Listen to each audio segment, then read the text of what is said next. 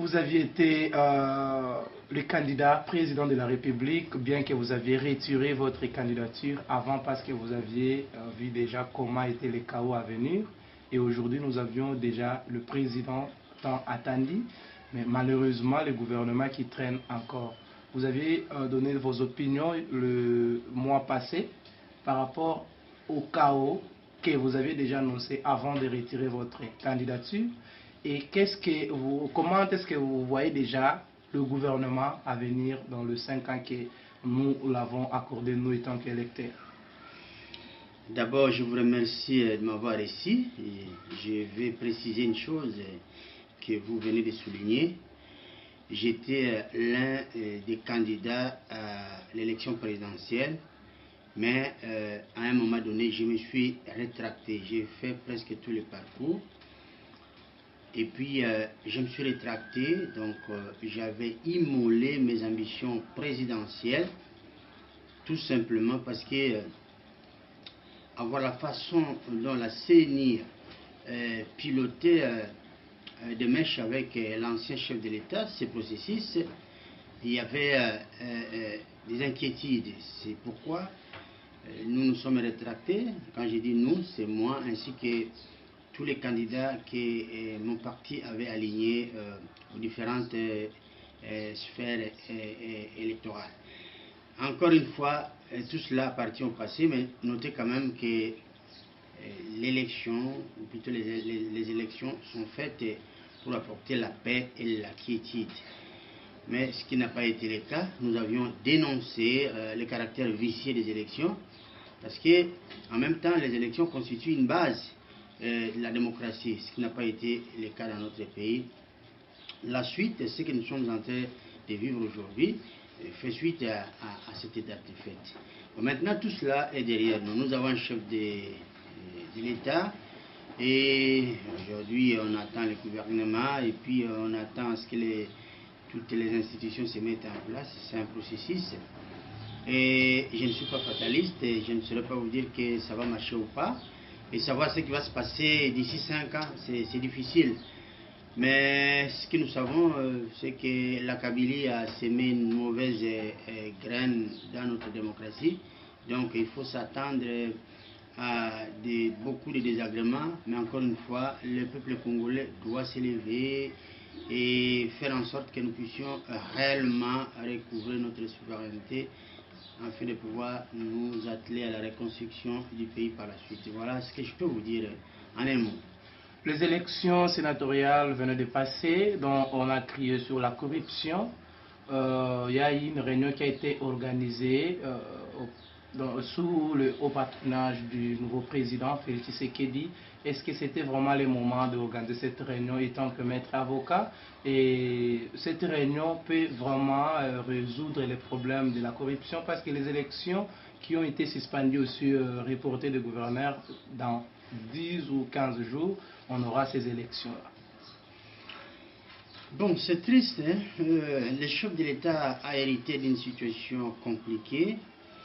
D'abord, il est pénalisé dans sa marche par ces fameux accords dont lui-même avait fait mention lors de son discours en Namibie.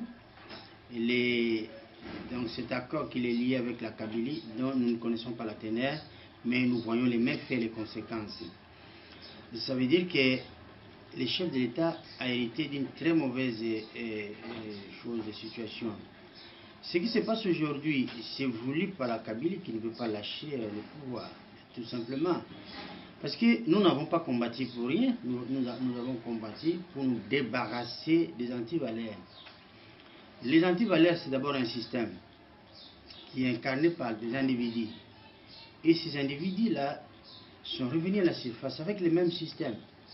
Imaginez-vous, lorsqu'un sénateur, au lieu de se faire élire, mais il se fait désigner parce que la corruption est passée par là. C'est immoral. Donc, je soutiens la démarche du chef de l'État qui relève d'une jurisprudence. Ça n'a rien forcément de politique. Ça relève d'une jurisprudence parce que lorsque vous vous revisitez la Constitution, vous voyez l'article 69 de notre Constitution, vous verrez que le chef de l'État est le garant de la bonne marche du pays, des institutions, tout cela. Il est en même temps l'arbitre, donc il a fait jouer tout cela. Et puis la suite, il faut savoir que nous sommes un pays sinistré, tout est sinistré. Donc tout lui tombe sur la tête à la fois.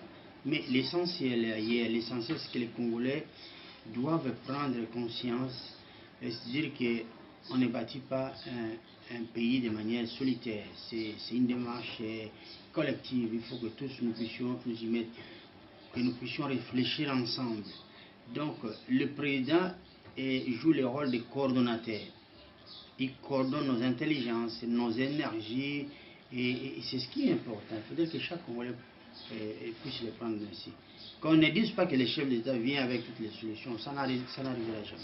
Fallait commencer par la CENI pour identifier les corrupteurs, ou bien fallait seulement sanctionner les sénateurs qui ont corrompu les gens pour leur donner de voix? Mais je l'ai toujours dit et répété, la CENI a cessé d'être une institution d'appui à la démocratie. Elle est devenue malheureusement une association de malfaiteurs. Et c'est ça, c'est la conséquence est là. Nous sommes en train de payer cash. Et ce fait-là, donc je ne sais pas s'il faut... Quand vous parlez de la CENI, j'ai dit il faut des réformes. Il faut que les têtes tombent, à commencer par Nanga lui-même. Il doit partir, lui et tout son staff. Il faut réformer la CENI.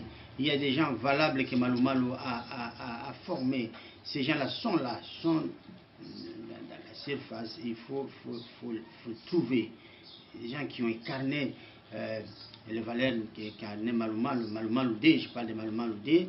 Et puis on ne l'a pas laissé terminer son travail. Ces gens-là se sont rétractés. Ils étaient au sein de la CENI, mais ils n'ont pas vu que ça ne marchait pas. Ils sont partis d'eux-mêmes parce qu'ils n'étaient pas d'accord avec ça.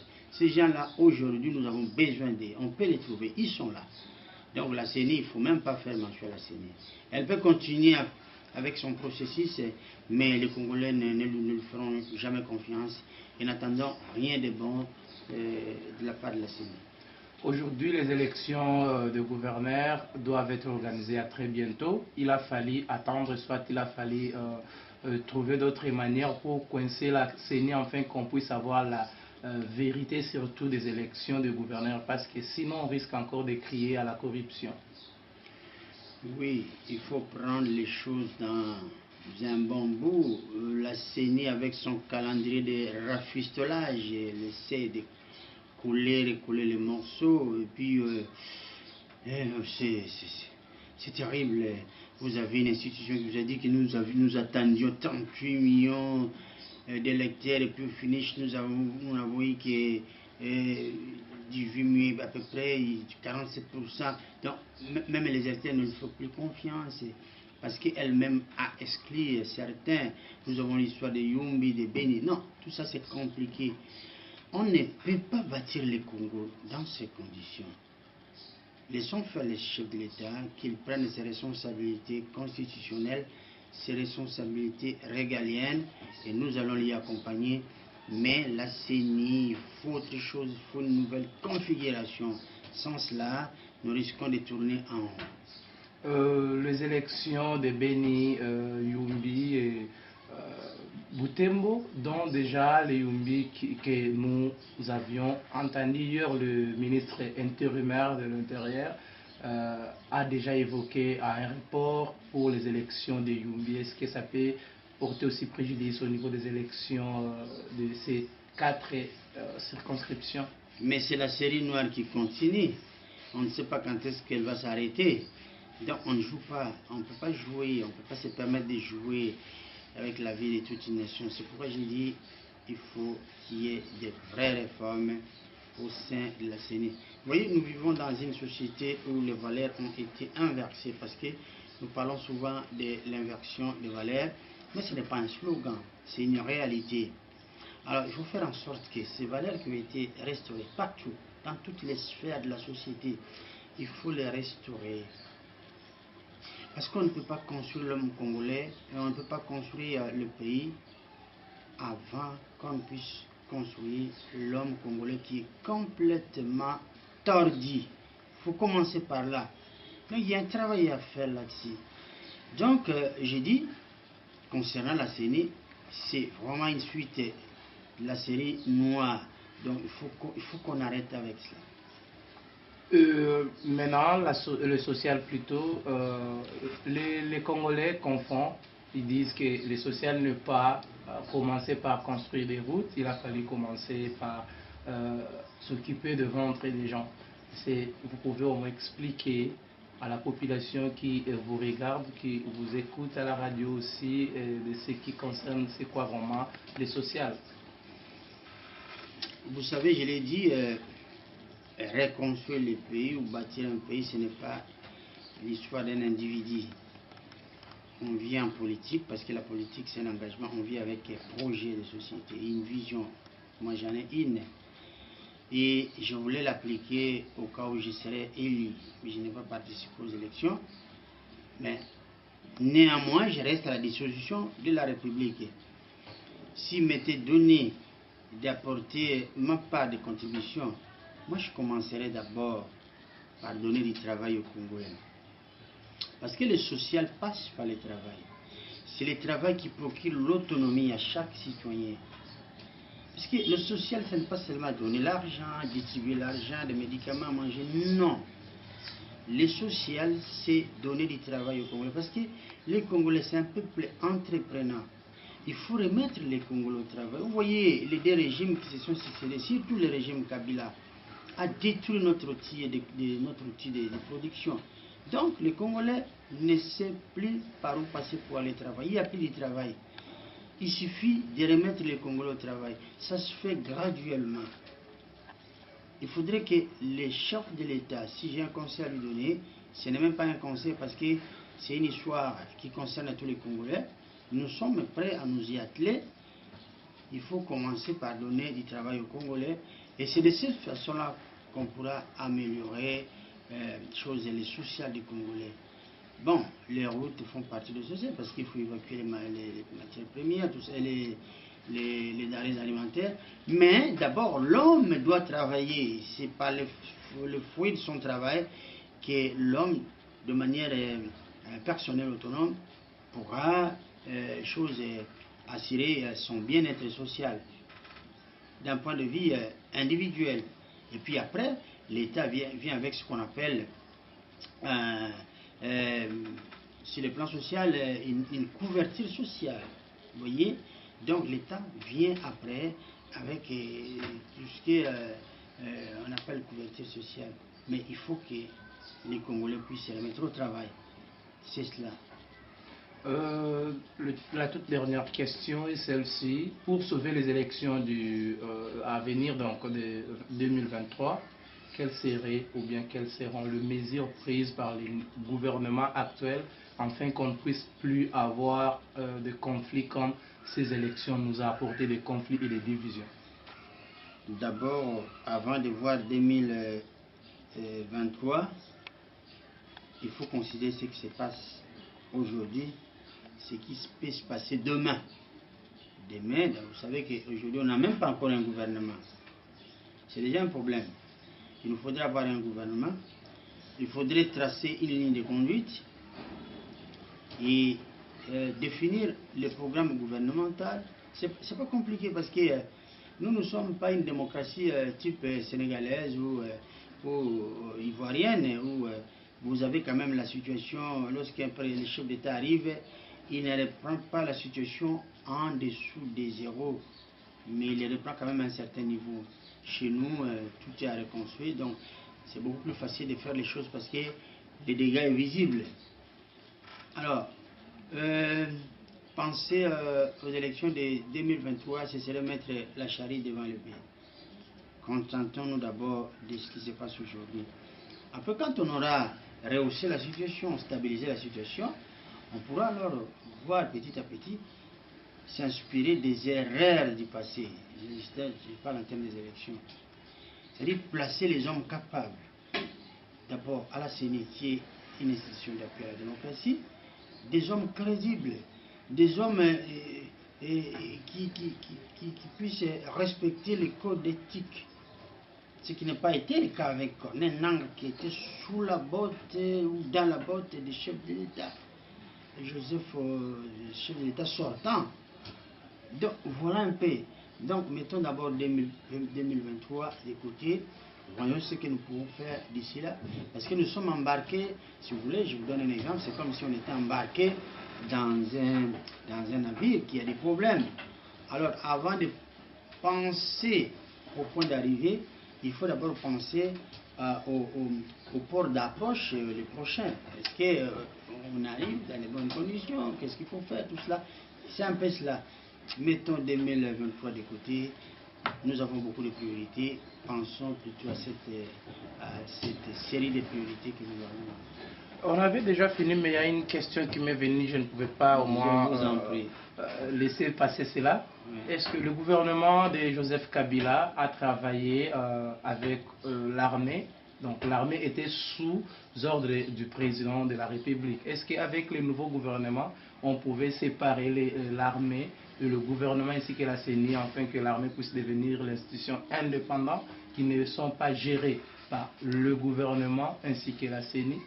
Est-il possible? Vous me poussez d'aller très loin avec cette question, parce que je vais vous faire une confidence. Je sors d'une même école que l'actuel chef de l'État, l'école IDPS. J'étais dans l'IDPS, 25 ans dans l'IDPS. J'étais l'un des cadres, l'un des proches du défunt Étienne Tshisekedi, paix à son âme. Et à ce titre, j'ai collaboré directement avec l'actuel chef de l'État, son Excellence, M. Félix Antoine Tshilombo Tshisekedi. Je connais ce qu'on a appris dans cette école-là. Dans cette école, on a appris à respecter la Constitution et les lois de la République. Alors je vois mal comment les chefs de l'État, une fois élus, puissent faire le contraire de ce qu'on a appris, qui nous dit la Constitution par rapport à cette question. Donc, les institutions dans notre pays fonctionnent de manière autonome. Mais on établit une collaboration entre l'armée, la police, entre l'armée, les gouvernements, tout cela. Mais, sincèrement, nous avons eu des régimes qui se sont succédés, où tout cela a été mélangé.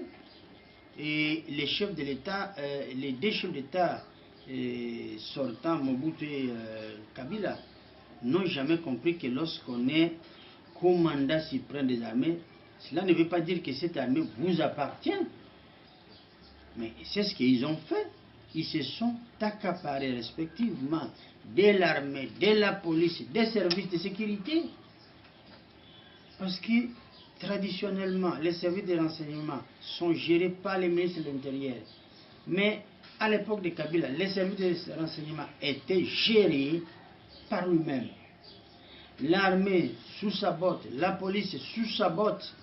Il n'hésitait pas même à prendre les éléments de l'armée, les affecter à la police. Et c'est pourquoi on pensait pouvoir avoir affaire à une police qui avait la gâchette facile. Non. C'était les armées, les éléments de l'armée qu'on retrouvait dans la police. Donc, vous voyez tout ça, ce mélange-là, c'est un mélange explosif qui a fait qu'aujourd'hui nous puissions en arriver là. Alors, je pense que les chefs de l'État, Tshisekedi, qui est respectueux de la Constitution et des lois de la République, fera en sorte que les motifs même de notre combat ne soient pas trahis. C'est un homme politique qui pose des actes, qui aura posé des actes également à l'avenir, mais qui saura les assumer. Moi, j'ai dit, je m'exprime en fonction de ce que je sais de lui. Mais après, tout dépendra de la façon dont il va diriger le pays. Parce que nous n'avons pas combattu des hommes, nous avons combattu des systèmes. Même si aujourd'hui les anges du ciel descendaient ici pour venir appliquer le même système que Kabila et Mobutu ont appliqué, nous allons le combattre. Ce n'est pas parce qu'ils viennent du ciel que nous allons dire que bon, vous venez du ciel, on vous accepte, mais si vous faites, vous pratiquez la dictature, la barbarie, l'arbitraire, nous allons vous combattre, quelle que soit votre origine. Donc aujourd'hui, nous savons que nous avons un homme qui est respectueux des institutions et des lois de la République, ben nous les soutenons. Mais ce soutien-là est conditionné. Il doit respecter la Constitution et les lois de la République. Voilà ce que je voulais vous dire.